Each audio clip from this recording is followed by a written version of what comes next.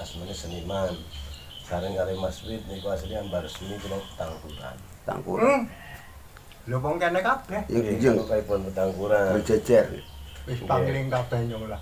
Nggih, nek kula sih rada-rada anu, Oh, ya wis tukang mayang. familiar lah orang jenengan. Nah niku kepengin semerep ceritane Mbah Joko Wiso. Mbah Joko Wiso kula nulis saking makom niku. Mbah Joko Wiso niku sinten?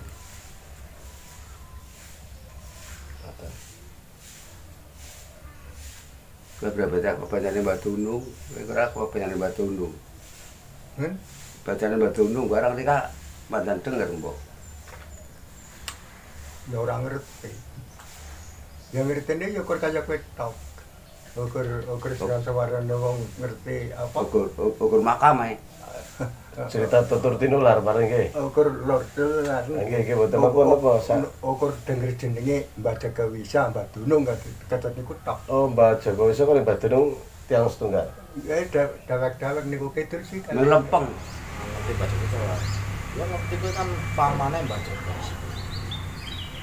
Nah, dari titik itu tok ukur ketenangan bahwa Mbah Joko Wiso adalah pamane Mbah Joko Wiso. Pamannya. Berarti pernah sepuh. Iya pernah sepuh. Nah, terus cara masyarakat kenapa kemudian disebut menjadi penembahan? Nah, Mungkin ya, ada kelebihan tertentu. itu tidak. Nah, yang informasi yang sampai ke kita ya nggak sampai situ Pak. Jadi, nah Joko Resmen ini yang dulu ada 2 penembahan ya Pak. Jadi sing lor dalan iki penembahane Mbah Joko Wiso. Sing kuwi jenenge Mbah Dunung. Nah, Mbah Joko Wiso ya kebanyakan sing nyawani ya ukur sing lor dalan iki. Karena ceritane dari dulu ya tidak ada cerita yang saya dengar. Saya ke situ juga ukur harus nafas pakai dia. Ngono sih. Jadi sampai termasuk aktif ke sana juga. Saya aktif. Saya merasa secara personal ada keterikatan batin, Pak. Perkara aslinya ono para, tapi termasuk yang memugar makam itu kan ujung artinya meskipun saya menggerakkan remaja, tapi kan ujung akhirnya kata saya. Oh, di balik remaja sampean. Ya. Kan banyak masyarakat yang cerita bahwa iki Mas pembangunan iki sing gerak kita nom-nom. Ya, di balik remaja kebetulan Dayat, tapi Dayat itu yang mengantarkan ke desa adalah saya, mengantarkan bahwa mau saya rombak itu termasuk ketika pengukuran desa marah-marah sing diomai ya. Mas Indro, setelah ada gerakan masyarakat untuk bagaimana menghidupkan masyarakat untuk bisa mengetahui siapa Mbah Joko Wiso melalui pembangunan pagar itu ya. Terus gimana pendapat masyarakat dan pemerintah? Apakah merasa ada nilai plusnya atau malah Ya kalau setelah menjadi seperti itu ya komentar masyarakat kebanyakan ya seneng Pak, seneng karena jadi orang serem, jadi orang suram untuk penduduk yang di sekitar situ. Terus itu juga lampu-lampu kan padang segala, artinya orang di sekitar itu jalannya pun sekarang jelas. Kalau dulu kan jalannya orang gendah Pak, berarti belasak-belasak terbuka pabrikan orang jalur ini orang di jalannya sing dari jalan ini orang anak karena orang di atas sing ngopen begitu. Saya masuk di tengahnya itu kan memang kondisi awalnya seperti itu ya. Itu saung itu kita yang bikin saung kan, itu dulu kan nggak ada saungnya. Nah, kita berpikir kalau mau ada ziarah kutanan ya untuk bertemu, makanya kita. Terus yang kotakan itu yang pagar makam itu dalam dibangun gotong royong dari masyarakat. udah lama atau udah? Nah, kita awal-awal kalau nggak lurah terima ya lurah Sendong. Sambil ngerok ya. nggak pokok. Mas Indro, di sisi lain kecuali keluarga Mbah Joko Resmi, mungkin ada masalah atau kepercayaan masyarakat yang kemudian semakin yakin bahwa beliau namanya Mbah Joko Wiso karena mungkin karomahnya, masyarakat bisa menikmati karomahnya. Ya itu Pak, jadi informasi tentang Mbah Joko Wiso itu di sini memang terlalu minimal ya, terlalu kurang. Artinya yang sampai ke masyarakat ya sangat hampir nggak ada lah ini, cuma hanya dari cerita turun temurun. Tetapi kalau saya pribadi ya Pak, pribadi itu sebelum membongkar makam Mbah Joko Wiso itu saya mendapatkan atau saya berizin lah dan mendapatkan pertanda khusus bahwa makam kalau direstui mau saya bongkar, makanya bambunya itu Pak dulu kan hutan bambu. Kalau diizinkan saya beri tanda A, kalau enggak beri tanda yang lain. Nah itu saya mendapatkan pertanda seperti itu, makanya Tanda A. Ya, tanda bahwa itu diizinkan lah bagi saya secara kebatinan. Yang nggak percaya nggak boleh nggak percaya, yang nggak yakin. Tapi bagi saya seperti itu. Jadi saya merasa punya keterikatan tersendiri. Aku jadi mau tanya nih setelah bicara soal Kita kan sebenarnya silat atau taekwondo atau kalau itu sih itu namanya olahraga taekwondo, olahraga saya. Kalau masalah spiritual kan semua orang punya jalur spiritual yang sama, bagaimana orang muslim ya. ngajarkan taekwondo sana? Iya, Gimana aja? dia sampai satu ambal ngajar hari Selasa di Gerbang Sawit, ke Rumah Sawit ngajar hari Rabu sama hari Sabtu jam 3:30. Di SD? Itu kalau di Rumah Rumah Sawit? Sawit umum. Gimana itu? Artinya kelas privat Pak. Ternyata guru taekwondo Mas Bro. Baru tahu. Iya siap, kalau mau latihan bisa saya latih di sini privat gratis. Iya iya iya. Khusus sampean ini. Nanti pernapasannya udah hilang sebelum bertanding.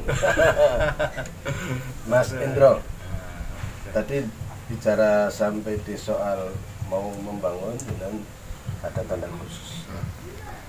Kalau boleh tahu tandanya apa, Mas? Oh itu tanda khusus itu ya itu hanya saya yang tahu dan tidak bisa saya ceritakan, dan saya hanya cerita ke orang sekedar itu aja. Nah, dari dulu dari awal saya kan orang dulu pada takut Bang. Bahkan kayak Pak Bayan nanti Pak Bayan mana mau Pak dari makam itu.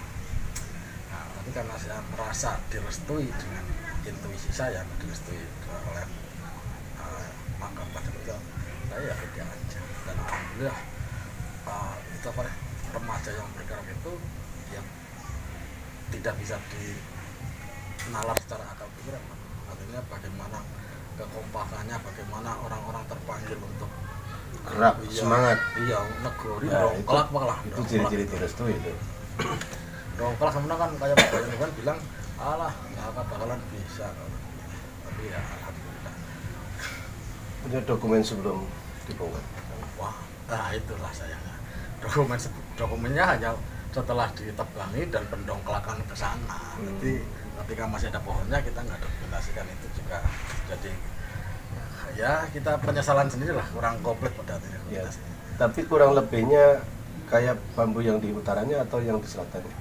Penuh keliling Pak. Enggak, bambunya. Bambu itu kan bambu legi Pak ya? Bambu tali. Bambu tali. Itu tadinya sepinggir jalan itu dongklak banyak, besar gede. Ada berapa dapuran pring lah, di tengah juga ada berapa. Itu kalau malah kita bikin film dokumenter waktu dongklak itu Pak. Oh, punya? Iya, Masih-masih kita ada? kalau pas ulang tahun remaja kadang diputar itu. Kita ya? Ya, nanti coba saya carikan filenya. Itu kalau lihat itu, wah betapa ajaibnya itu Pak. Akhirnya kalau melihat kondisi sekarang, kadang ngumpulnya bocah pilih buara bisa, kok waktu itu bisa. Kalau saya sih itu jadi salah satu ukuran. Terus gimana masyarakat, apakah lebih merasa nyaman Ya. atau Ya sejauh pendengaran yang saya lihat, yang saya tahu, masyarakat merasa lebih nyaman. Ya beberapa pihak merasa dirugikan karena nggak bisa mengaksesnya lagi, karena dulu kan bambunya yang jual hanya segelintir orang gitu. Oh iya. Itu merasa dirugikan ya. Kalau dari sudut pandang itu mungkin ya, tapi secara umum pasti senang, karena kita pun kan sudah berkomitmen bahwa tanaman yang ada di situ nanti hasilnya juga akan kembali ke kas, kalau kas remaja atau kas RT. Saya bertemu sama Mas Endro, nama lengkapnya siapa? Endro Budiono. Bin Romelan, bin Sang Mukti, bin Santama, bin Sang Ali. Ada anak muda yang tahu sejarah KTI-nya. Hebat ini. Masuk. Anak muda toh? Oh, ya. Saya kan ketularan ini pecinta masak. Dari Pasuruan Lasar. Mas Indro, Mbak Joko Wiso dengan keluarga keraton, keluarga keraton ya tadi Joko Resmi ya. Terus kemudian ke Duriah Wali Songo kira-kira ada enggak? Ya kalau Duriah Wali Songo mungkin kalau menurut saya enggak ya, tapi bahwa dia adalah terhubung dengan leluhur kita di masa lalu, artinya masa mungkin Majapahit atau Kerajaan Asia, itu pasti terhubung. Banyak getaran itu saya tangkap. Kalau saya bicara spiritual, saya bicara ini merinding. Saya melihat kamu juga beda, bukan Indro yang biasanya. Iya, saya betul kalau itu merinding karena mungkin ya itu maksudnya panggilan leluhurnya itu nyambung. Ya ini saya cerita terbuka juga cuma sama dengan, karena kalau masyarakat mungkin kan ketara itu nggak bakalan menangkap. Tapi ini nanti naik YouTube loh Mas. Ya kalau naik ya monggo silakan. Iya. Mas itu sekalian izin. Iya. Nah, mungkin jenengan malah bisa bercerita tentang bagaimana sikap masyarakat setelah itulah sikap apa mungkin cerita sama Mas sampean, Mas In, saya jadi keluarganya tenang, yang tadinya berantakan jadi tidak berantakan, dan kejadian semacam itu. Semuanya berkaitan dengan makam apa? Iya, setelah pemugaran itu kemudian kondisi masyarakat, terutama keluarga di sekitar itu. Kalau di sekitar hanya yang di sekitar saya hanya merasa lebih senang, lebih tenang karena dari sisi sekarang sudah tidak terlihat seram. Oh, nah, mereka ya? Iya, mereka keluar malam, misalnya wudhu malam keluar ke belakang sudah nggak takut. Lemah kono buntutannya lemah sing panas seperti ini. Tempat Mbak sampean bahasa apa? Mbak Sanali. Bukan Sanali. Itu tadi Sanmukri, ramanya Sanmukri. Iya, ramanya Sanmukri, Santama. Itu rumahnya di komplek. Iya, di komplek itu Gandeng. Petane. Di komplek makam Mbah Joko Wiso. Jadi bisa jadi saat itu menjadi wilayah penguasaan Mbak sampean. Ya Mas, mungkin kalau analisa mungkin seperti itu analisanya, karena istilahnya setelah ada SPT saja ada istilah bahwa yang punya lemah sini ini buntutannya tanah itu. Buntutnya sampai sana. Iya. Makam. Iya. Sehingga ya itu dapuran pring dianggap milik yang punya tanah sampingnya. Dan wajar juga ketika ada strum nyambung ke sampean. Ya, saya berasumsi seperti itu mungkin. Dan ya itu kan semua tidak ada yang kebetulan ya Pak Mate. Alhamdulillah ditakdirkan juga saya itu kan membongkar makam untuk menjadi kebun bahasa itu cita-cita dari bapak saya dulu. Tapi ketika bapak saya memunculkan wacana itu nangaring ngapure nang Pak banyak lebihnya selalu dimentai karena dia punya kepentingan bambu dan lain-lainnya seperti itu. Jadi ketika munculkan di kumpulan RT itu sebenarnya kayu itu ya hanya sekedar main padang yo. Bongkar pringnya sih. Ya. Terus kemudian tidak diliarkan begitu saja. Ya, satu yang intinya ini supaya dimanfaatkan oleh masyarakat semuanya. Jadi itu makanya ketika saya meminta pembebasan lahan itu ke desa, saya kan bilangnya ke desa ini tanah ini mau kita rapikan, kita kelola oleh remaja, untuk hasilnya nanti masuk lingkungan, kas lingkungan baik RT maupun remaja. Nah, saya mohon diukur batas-batasnya dengan masyarakat. Yang ingat bagian kan timbul gejolak. Gejolaknya orang lain ya itu yang termasuk masih saudara itu kan merasa itu kan tuntutannya. Nah, tapi saya bilang makanya pokoknya kalau tidak ada SPPT, tidak ada suratnya, nah, ini akan dikelola tanah itu berarti tanah tidak bertuan dan akan dikelola oleh remaja. Nah, sebenarnya tanah bertuan cuma digunakan untuk kepentingan bersama. Ya, itu saya mengambil istilahnya itu kesulitan, makanya itu kalau secara desa itu pro ya sebenarnya saya ingin itu tanah dinamai. Kepentingan bersama maknanya adalah untuk memakamkan bersama-sama. Dulu. Iya, faktanya banyak makam di sana. Iya dulu, karena cuma ketika lurah siapa katanya ditutup kan. Dan ternyata banyak makam tua di sana. Dilihat dari nisan. Saya melihat dari nisan yang era Banyai Gender itu Mbak Jokowi nisannya era Banyai Gender. Tapi kisaran itu ya tetap abad 17 akhir. Berarti sama Mbak Jokowi ini memang setara pula. Kurang lebihnya, cuma dilihat dari sisi sejarah Mbak Jokowi resmi keluarga besar ini itu rata-rata makamnya pakai kayu, nisannya itu jadi ciri khusus memang. Nah, persoalan kemudian karena dulu itu kan ada dalam sisi kerajaan kan yang ditempatkan dalam posisi yang lebih dimuliakan ya otomatis yang punya jabatan. Nah, mungkin Mbak Wesa ini keluarga punya ilmu, saya kan punya ilmu dulu, dia adalah orang alim. Nah, terus kemudian dirawat ya. Dan kemauan merawat ini karena keilmuan, karena yang meninggal itu punya ilmu. Mungkin.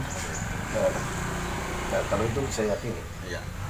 Jadi orang yang berilmu itulah yang kemudian menjadi sebuah ciri kenapa makamnya dimuliakan. Terjaga. Iya. yang saya khawatir itu kalau kemudian ini muncul daden-daden. Gimana? Ya hanya era baru aja. Patoknya harus didoloi. Tapi dari dulu ya. Hah? Ini patoknya dari dulu. Orang yang mana? Nah, maksudku sudah dari dulu kan. Saya tahunya itu ya kayak gitu. Nah, artinya jenengan tahu dari bapakmu. Iya. Bapakmu tahu dari Mbak sampean. Iya. Maksudnya itu. Dan hari ini banyak informasi di YouTube itu makam palsu, ya, iya. otomatis ada dipalsukan dari sisi nama, ada dipalsukan dari palsu, sisi Habib palsu, makam palsu.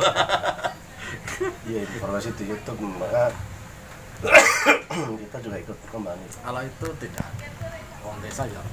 Ya intinya dari dulu. Iya. Dan itu makam banyak yang sudah nggak kelihatan, Pak, hilang patok.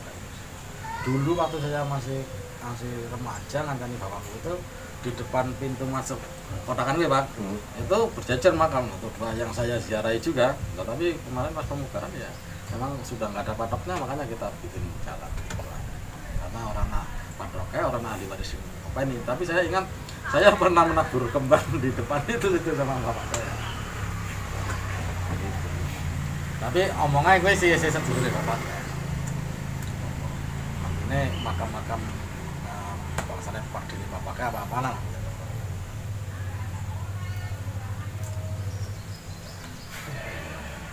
Kalau itu untuk kebaikan sih mudah-mudahan tidak ada. Iya, kita pun bismillah. Ya, sebelum kita Jadi ada salah satu makam yang digunakan untuk jalan menuju. ada, pasti ada. Pasti ada. Ada makam yang ketup paving itu pasti ada. Ya kita pun kalau dulu yang izin pun yang merasa bisa mendoakan dan minta izin lah ya, bukan saya. Artinya kalau saya cuma punya kelima Jokowi tadi, artinya itu masih ada makam yang dipindah ke sana.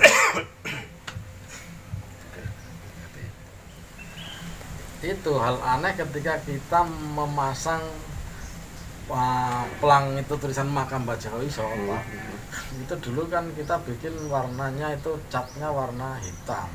Itu terus dipasang ya, di foto kok bisa warnanya jadi hijau putih. Hijau putih. Ya hijau putih sing ya orang masuk akal maksudnya. Terus kayak ganti yang seperti sekarang itu. Iya, terus ganti. Berarti warna yang hijau putih yang dimaksud warna seperti itu.